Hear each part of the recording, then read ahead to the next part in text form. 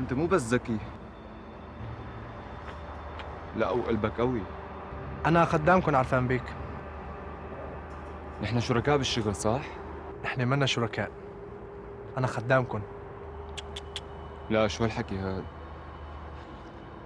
انت شريكنا، ولو بدنا خدام كان في كتير. إيه أكيد. والشركاء لازم يعرفوا كل شي عن بعض، صح؟ صح. ليش كنت فاتح شغل مع ملهم؟ كانت ضربة وحدة، وجنابكم بتعرفوا إنه كان في علاقة سابقة.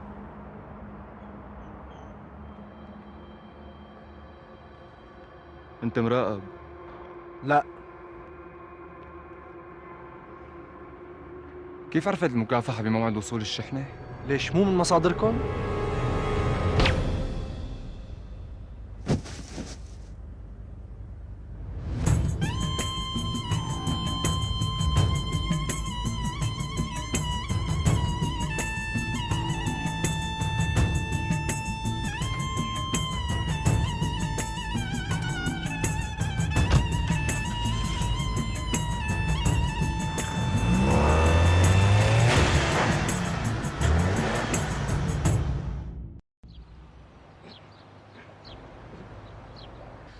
بابا حبيبي، يا ريت تلاقي وقت تمر فيه لعندي على الشركة مشان تطلع على المشاريع وتشوف الجو العام تبع الشغل. ايه بابا حاضر، بس انت بتعرف الجامعة اخذة كل وقتي يعني يا دوب عم بلحق. بعرف بابا، بعرف، وانا ما بدي اضغط عليك. انت وحيدي والاعمار بيد الله، يعني بالنتيجة كل املاكي رح تكون الك. بقى ما بدك تطلع على شغلك؟ بابا الله يطول بعمرك، بس يعني لشو كل يوم بتذكرني بنفس السيرة؟ لشو سيرة الموت كل يوم الصبح؟ بابا انت انسان مؤمن، كل واحد منا فيه له ساعته اللي ما فيه يهرب منها. المهم نرجع لموضوعنا. انا بعرف انك ما بتحب التجارة، بس انا هذا الشيء الوحيد اللي بفهم فيه. بقى يا ريت تلاقي شغله تحبها بالشركه وانا رح اكون معك. ابي انا ما بدي احس انه جهدي ضاع. جهدي ضاع؟ بابا انت ليش ما بتثق فيني؟ شلون ما بثق فيك بابا؟ معقول الحكي؟ لانه ببساطة بتضلك خايف، كل يوم نفس السيرة، كل يوم نفس السيرة. يعني ببساطة لو ما بتخاف ما بتفتح لي هي السيرة كل يوم. بابا انا من عمري 5 سنين، اذا بتتذكر بحب ذكرك. كل يوم بتذكرني بنفس الموضوع، انه انا لازم احمل هي المسؤولية وهذا الحمل فوق راسي. بابا المفروض في كتير شغلات بتنحكى بين اب وابنه، ما هيك؟ بس يعني بابا انت دايما بتجيب الشغل على البيت. اسعد حبيبي، خلص اعمل اللي بيناسبك. انت صرت شاب ومعك صغير وبتعرف وين مصلحتك. انا ابي يا ابني، اب. بكره لما بتصير اب رح تفهم كل كلمه قلت لك اياها. فهمانك بابا، فهمانك منيح، وبدي اياك تعرف انه انت اغلى شيء بحياتي، وبدي اطلب منك طلب، انه وثاق فيني. انا واثق فيك ابني، واثق فيك ودائما واثق فيك، وما يكون عندك شك بهذا الشيء ابدا. سعد صباحك يا بيك. حبيبي عمار. صباح الخير يا اسعد. لا عمار هلا.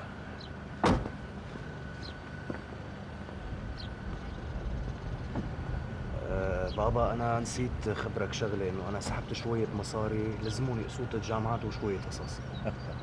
بابا اللي بياخذ المصاري ما بده. بدك اكثر من هيك ثقات؟ لا بابا شكرا. عدروسك حبيبي، عدروسك. الله معك. الله يرضى عليك. حرك يا عمار.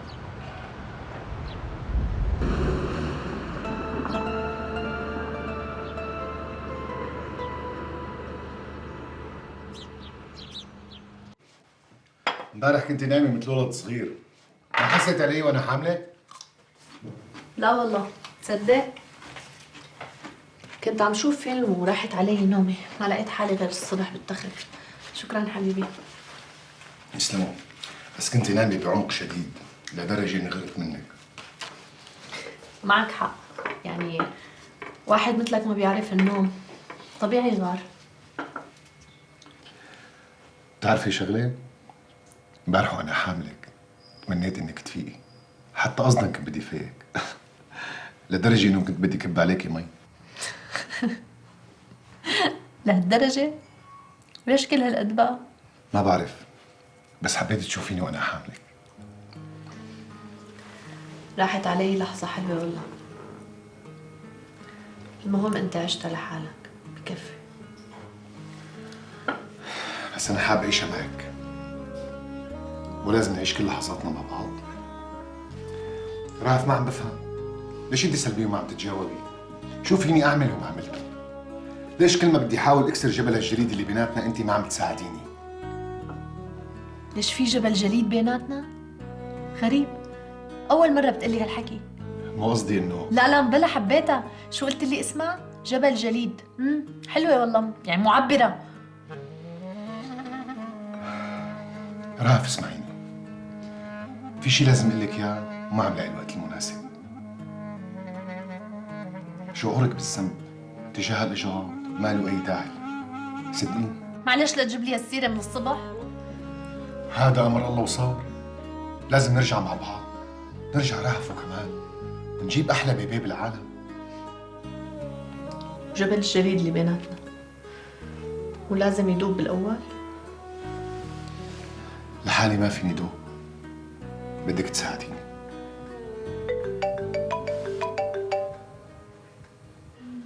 احترامي سيدي. ايه طبعا، فورا سيدي، فورا. شو ما بدك نكمل الحديث؟ نرجع بنحكي.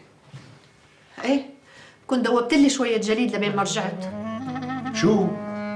كأنك راجعة تحكي مثل قبل؟ رجعت الشخصية المجنونة تبع زمان؟ والله حلوة كتير. تذكري إنه أنا ضابط، وأنتِ لازم تتأقلمي مع هذا الموضوع، مو أنا غير مهنتي. صرت أحكي لك هاي القصة مليون مرة.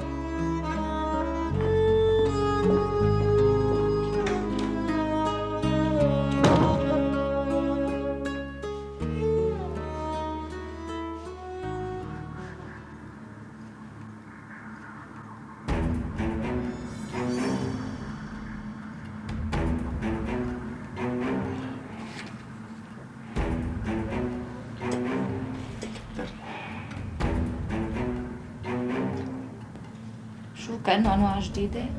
ايه، وحصريا من عنا. اكسكلوسيف باي اس. وشلون بدنا نوزعها هي؟ بدنا نعمل لها دعاية بالتلفزيون؟ لا بالراديو أسبطنا هيك. حبيبتي انت لا تشيلي هم، هاي البضاعة عم تتوزع وخالصة. انت ركزي بشغلك، وقريبا في سوق جديدة، نيو كولكشن. يعني في ناس جداد رح اتعامل معهم غير اللي بعرفهم؟ ايه، وانت شو فارق معك؟ ولا شيء. ولا شيء. هلا أهم شيء بدي إياك تفتحي مخك كثير منيح، وما بتعطي حدا كميات كبيرة قد ما طلبوا، عم تفهميني؟ قد ما طلبوا. امسكي هدول وخليهم معك لحتى خبرك إذا في شيء جديد.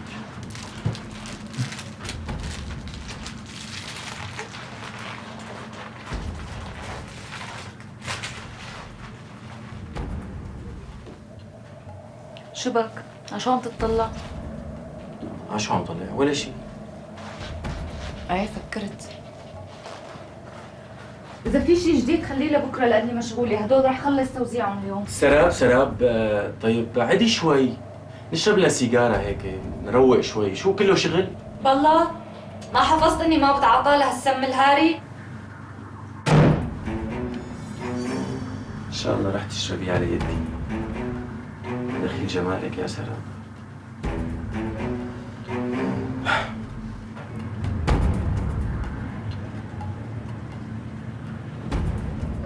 يلا شفتك خليك ماشي دغري.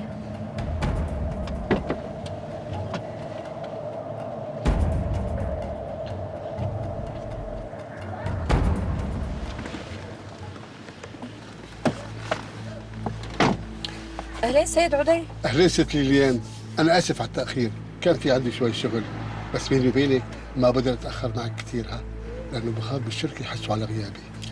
معناتها اسمعني كثير منيح مشان ما أخرك. تفضلي ست ليليان. أنت بتعرف موضوع المناقصة يلي فايت مديركم فيها جديد صح؟ صح، كل جهد الشركة بنصب هلا على هالمناقصة. بس كأنه صالح بيك حاطط كل أمله بهاي المناقصة ما؟ أكيد. سيد عدي بدي منك شغلة، بس قبل ما أقول لك شو هي بدي اسألك كم سؤال ممكن؟ تفضلي. انت قديش بيهمك موضوع صالح بيك؟ مو كتير، علاقة رسمية، علاقة موظف بصاحب الشغل. يعني اذا راحت المناقصة من ايده انت شو بتخسر؟ ولا شيء. واذا رست عليه المناقصة شو بتكسب؟ كمان ولا شيء. هلا هي المعادلة ما منيحة كتير إلك، بس أنا فيني أغير لك فيها شوي. كيف يعني؟ إذا كسب صالح بيك المناقصة أنت ما رح تكسب شيء، بس إذا راحت المناقصة من إيده أنت اللي رح تكسب، ورح تكسب شيء كتير مهم. ما فهمت عليكي. أنا إلي عندك خدمة إذا متذكر، وأنا بحب كتير يلي بيردوا المعروف. بدي منك رقم المناقصة اللي داخل فيها صالح بيك. أنت محاسب الشركة، المفروض إنك بتعرف كل شيء، مزبوط؟ بتعرفي يا ست ليليان صالح بيك قديش حريص بهذا الموضوع. ولو قد ما كان حريص ما حيقدر يخبي شيء عن محاسب شركته. بيقدر يخبي كل شيء إلا الأرقام. بس الموضوع مو بهالسهولة. وهذا الشيء من مصلحتك. كل ما كانت مهمتك صعبة كل ما كانت مكافأتك أكبر. شو قلت؟ شو الموضوع؟ الموضوع إنه بدي إياك تجيب لي رقم المناقصة، ورح ننسى كل حساباتنا القديمة، وفوق هذا كله إلك مبلغ كتير كبير. شو قلت؟ ما بعرف شو بدي أقول لك. لا تقلي شيء غير رقم المناقصة، هذا المطلوب منك حاليا. بخاف إذا عرف. سيد عدي ما رح يعرف، وإذا عرف أنت بحمايتي اطمن. طيب أنا موافق، عن إذنك تأخرت. شو بيصير معك خبرني، الله معك. خلص معقول ما يصير معي شيء إلا أخبرك؟ تؤمري أمر ست ليليان.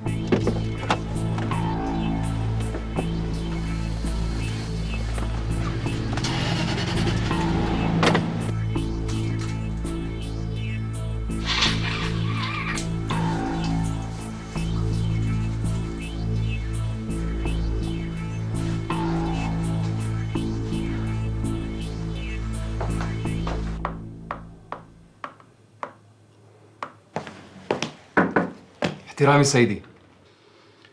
فوت حيان فوت. اقعد. كل شوي عم نطلع انواع مخدرات جديده، مر عليك هيك شيء؟ بعض هي الانواع سيدي، بس في انواع جديده ما بعرفها. مواد كيميائيه عم تتركب بصوره منزليه، وصفات معروفه وانواع منتشره بالعالم، عم تنتشر عن طريق الانترنت. سيدي انا حابب احكي معك شيء بصراحه اذا بتسمح لي. شرف قول. يعني سيدي المواد الجديده عم تفرض علينا متعاطين وموزعين وتجار جدد، واساليب جديده طبعا، ونحن للاسف سيدي بعدنا عم نتبع الاساليب القديمه نفسها. مشان هيك بالمرحله القادمه بدنا نغير كل شيء. رح نفوت باسلوب جديد، ورح يكون لنا صلاحيات جديده. في شيء ببالك سيدي؟ شكل المتعاطين للمخدرات شكلهم مختلف. على الاغلب هن شباب ومطلعين على كل شيء جديد. معك سيدي. بس النقطة الأهم هي التجار. التجار يا حيان عم يشتغلوا بطريقة جديدة، عم بيحاولوا يكبروا السوق، عم يطلعوا على كل شيء عم بيصير برا، وإذا قدروا يعملوا سوق هون بالبلد وانتشرت هي المواد ساعتها رح تكون مصيبة كبيرة. في شيء خطوات عملية بتحب نقوم فيها سيدي؟ أنا في عندي خطة إلى عدة مراحل، بس بالمرحلة الأولى بدي تراقب لي كل الجامعات الخاصة، وخاصة اللي فيها طلاب أغنياء. أنا معك سيدي. ولازم تعرف لي متعاطي واحد لهي المواد، وتراقبه مراقبة مكثفة، واتركه لوقت اللي بدنا إياه. يعني رح نأجل القبض عليه سيدي؟ لإمتى رح نضل نلقط أولاد ما لا ذنب؟ حيان بدي راس الكبير، الراس الكبير وبس. بس هيك رح يكون في خطورة كبيرة سيدي. مو قلت لي إنه بدك أساليب جديدة؟ أجل لي مخاوفك لبعدين. شو المطلوب سيدي؟ بدي إحصاءات لكل الجامعات الخاصة، وبدي مراقبة سرية ما حدا بيعرف فيها غير عناصرنا المقربين. ما بدنا ناكلها مرة تانية. حاضر سيدي. والمرحلة الثانية أنا بخبرك فيها بوقتها. تمام سيدي. يلا فرجيني همتك، بلش شغل. فيني احتفظ بهي الاوراق سيدي؟ خليه معك، عندي نسخة ثانية. عن اذنك سيدي. تفضل.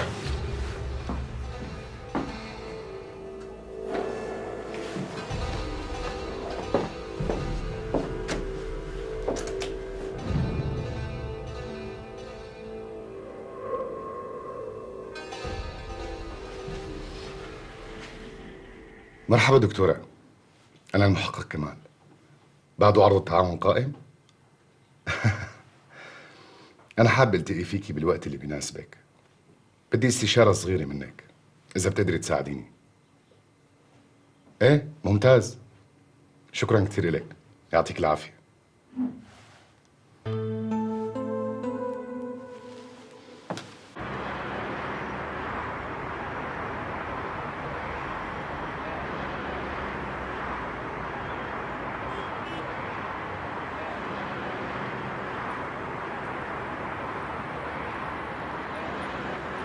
مرحبا. ايه كيفك؟ كيفك؟ الحمد لله. هدول اللي خبرتني عنه؟ تماما. خلي لي اياكي وشكرا كثير لانه انا ما كان عندي شيء مطلوب منه وعندي فحص. هلا رح تصير تلحق. خلي لي اياكي. بدك شيء؟ والله معك.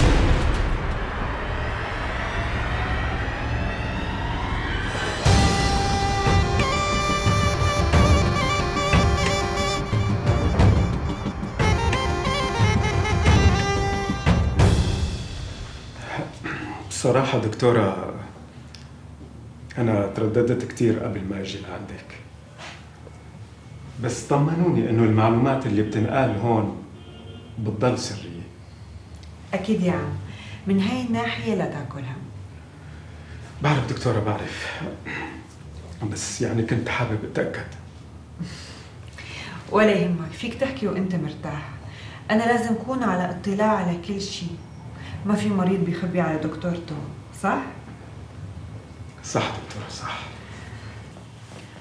الصراحة دكتورة، مو أنا المريض، ابني هو المريض. هو طالب سنة أولى وعمره 20 سنة، اسمه عصام. من فترة حسيت إنه متغير، أحياناً بيكون تعبان ومو قدران ومكتئب، وأحياناً بيكون نشيط زيادة، ما بيشوف النوم ولا بيعرف الأكل. ومن إمتى هذا الحكي؟ من حوالي شي 6 شهور. أنا ما أخذت ولا أعطيت، قلت فايت على الجامعة وأجواء جديدة، بس من يومين وللأسف يا دكتورة، زوجتي لقيت حبوب غريبة بدرجه مخباية بين التياب، ورجتني إياها وسألت عنها وقالوا لي اسمها كبتيجون. أيوة هي هي دكتورة، هي حتى إنه معي إياها الحبة. تفضلي دكتورة. كنت عرفان من الأول وأنت عم تحكي لي عن الأعراض اللي عم تلاحظها، إنه هي أعراض المادة الكبتيجون. فيك تشرحي لي أكثر دكتورة؟ هي عم مادة خطرة من المواد المؤثرة على الجهاز العصبي، وللأسف هي منتشرة كتير بين الطلاب، لأنه باعتقادهم أنه هي بتساعد على الدراسة والسهر والتركيز. يعني خطرة وبتعمل إدمان؟ خطرة كتير، لأنه مع الوقت تعمل التهاب الكبد الفيروسي وتليف خلايا المخ وفقدان الإدراك، حتى حيازتها فيها جرم قانوني. يعني يا عم ما بصير تحملها وتمشي فيها بالشارع. شو الحل دكتورة؟ شو لازم نعمل؟ بعتوني لعندك وقالوا إنك فيك تساعديني، شو بتنصحيني؟ ماني عرفان شو بدي أعمل، كل شي حوالي حاسه كابوس.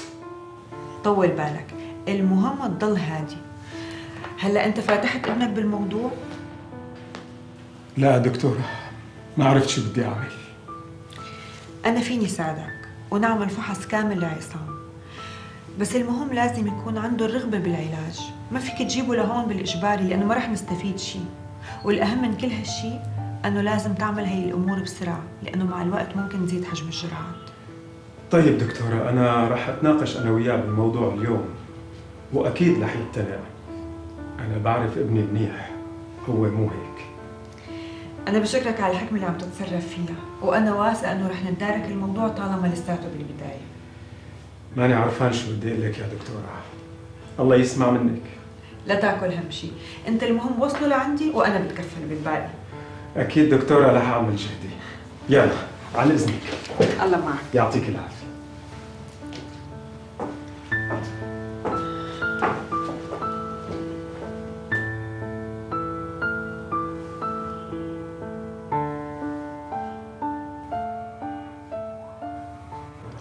استغربت انك حكيتني.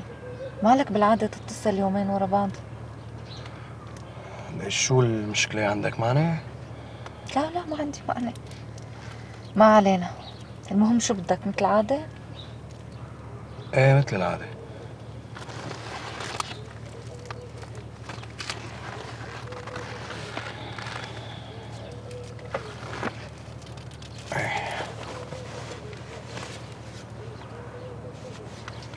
تفضلي. تسلم.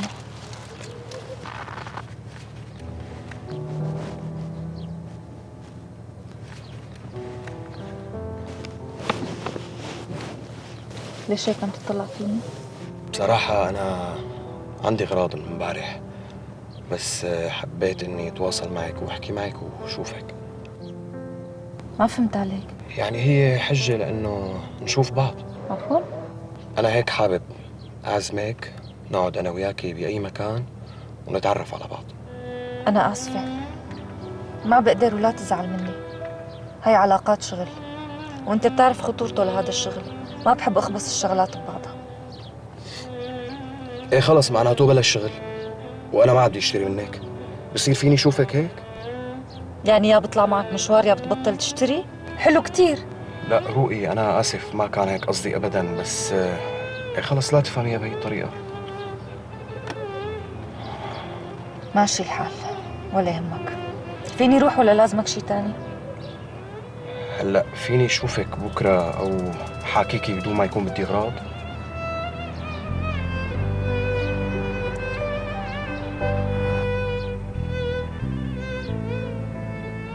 هات موبايلك يا مجنون. تفضلي.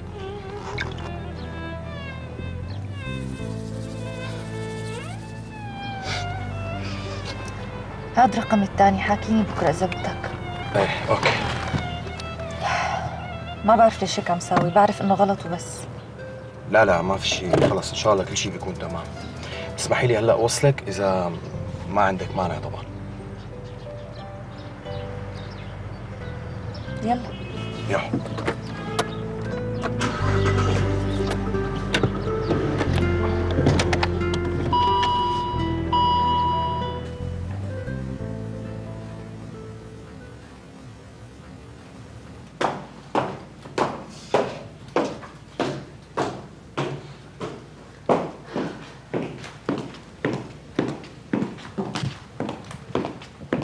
غمض عيونك.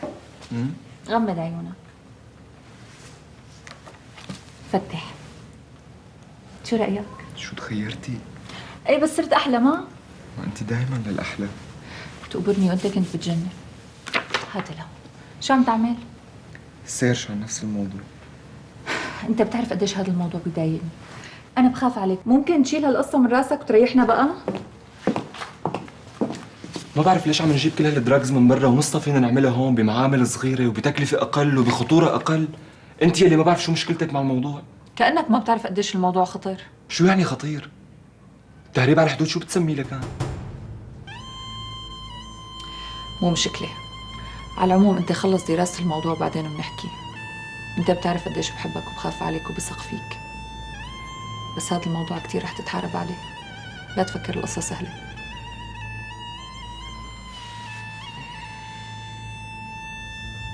بالمرحلة الأولى سيدي رح نقوم بالمراقبة ولعدة أهداف. طلاب جامعة، موزعين ومتعاطين.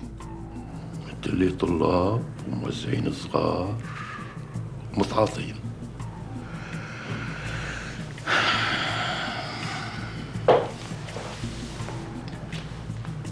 أنا بدي الراس كبير فيهم. سيدي على ما يبدو تركيبة هي العصابة مثل ما توقعت بالضبط، هي حلقات صغيرة بس ما بتعرف بعضها البعض. دائما عم نوصل للحلقة المفقودة. بكل حلقة عم نحلها عم نقرب أكثر من المصدر الرئيسي. حلقتنا هلا هي المتعاطين، بعدين الموزعين، وهيك شوي شوي للأكبر والأكبر والأكبر. انت بتعرف خطورة انه تترك المتعاطي بدون توقيف؟ هن بكل الأحوال متعاطين سيدي. يعني تجفيف المصدر راح يخلي موضوع التعاطي تحصيل حاصل. كمال، هذا الملف ملفك، وانا اعطيك حرية التصرف بكل التفاصيل. اطمن سيدي، الأمور كلها تحت السيطرة، وأنا بشكرك على هي الثقة. وصدقني بأقرب وقت رح نوصل للمصدر. ان شاء الله. شو كان بدي منك؟ في تقرير الطبيب الشرعي وصلني اليوم، عم بيحكي عن الشاب اللي توفى بالجرعة الزايدة. التقرير خطير لأنه المادة اللي متعاطيها الشاب أول مرة مصادفة بهذا الشكل الخطير. شو هي المادة سيدي؟ التقرير بيقول إنه الوفاة ناجمة عن جرعة مفرطة من مادة الأمانيتا مسكاريا. بتعرف شيء عن هذا العقار؟ طبعا بعرفه سيدي، بس أنا ما صادفت متعاطين لهي المادة. هذا عقار كيميائي بيستخرج من نوع من أنواع الفطر، ومنه جاي هذا الاسم. سيدي هذا العقار بيحتوي على قلويات سامة بيأثر على تركيبة المخ الكيميائية. غالبا بياخدوه للشعور بالهلوسة. ممكن يعرض المتعاطين بكميات أكبر للموت السريع، وهذا طبيعي. مزبوط، وهذا الشيء اللي مكتوب بالتقرير. فيني احتفظ بالتقرير سيدي لراجع الدكتور بشوية أسئلة؟ ممكن. بالتوفيق إن شاء الله.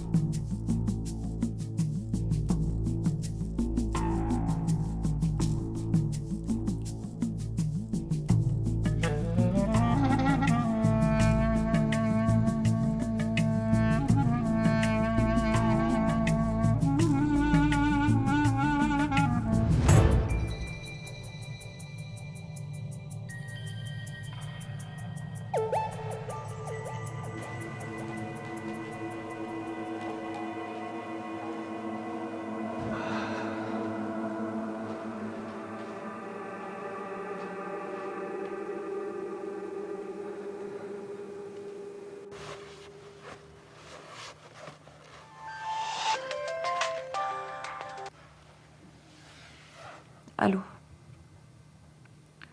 أهلين عدي. عن جد عم تحكي؟ برافو عليك.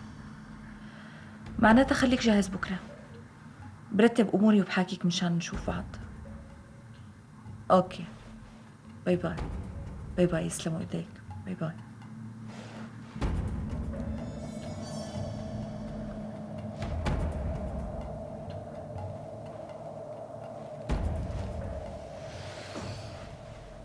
الو، مرحبا يا بيك. مجهزت لك مفاجأة. رقم المناقصة بكرة بيكون عندك. ايه عن جد عم بحكي. اوكي ماشي، امرك. باي باي، سلام.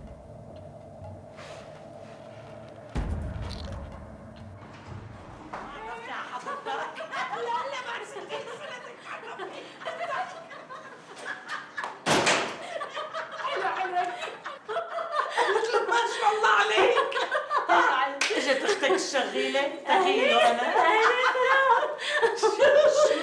شو كأنه ماله هون. لا ماله هون. لا قاعدين هيك ما تشعلوا على شي قصة. يلا أغاني مثلا. فرشوا لي قلبكم. حلوة خليها حلوة.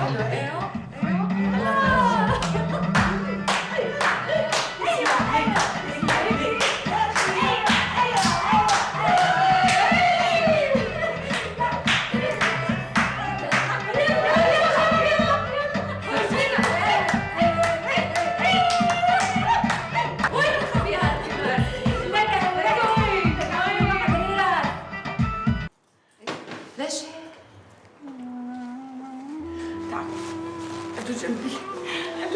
قعدوا جنبي الله يخلي لي اياكم حبيباتي. خلوني احكي هالكلمتين وفشخلي الله يخليكم. لازم تعرفوا انه انتوا اغلى شيء عندي بالدنيا. انتوا قلبي وروحي وعيوني. انا كتير تعذبت لربيتكم وكنت كتير متمنية تكونوا سعيدين، بس انا فشلت ما قدرت خليكم تكونوا سعيدين. سامحوني الله يخليكم. بس نجوى خانم خلاص بلا هالحكي. بس لازم تعرفوا انه انا كتير بحبكم كتير.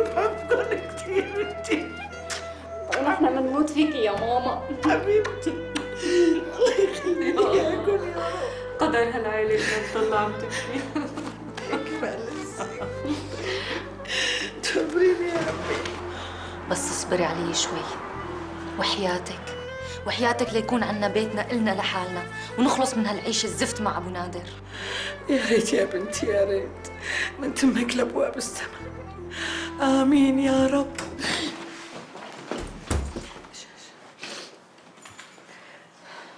ها شايف العلم اجتمعة.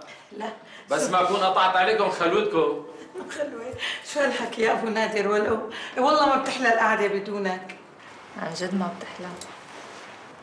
عم تتمسخري سراب خانم؟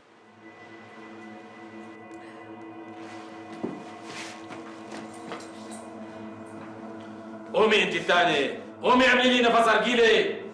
يلا. حاضر.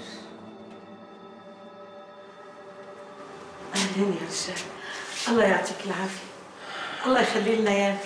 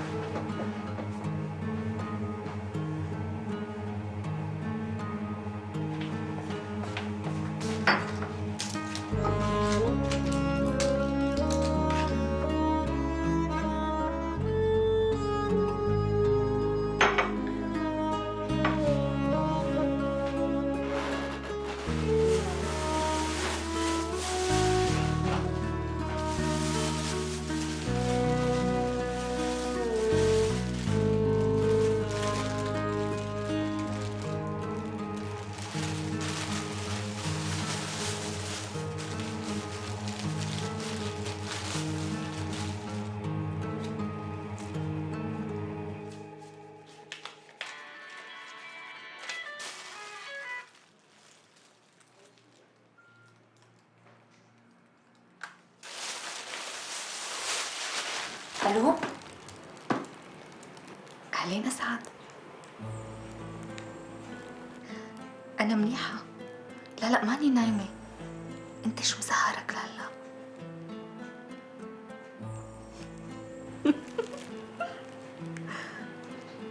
اذا هيك معناتها بسيطه. توقعتك ما تحكي. بس انا كنت ناطر الفرصه المناسبه يعني. ايوه، لك هلا صاير شو عم تعملي انت؟ والله عن جد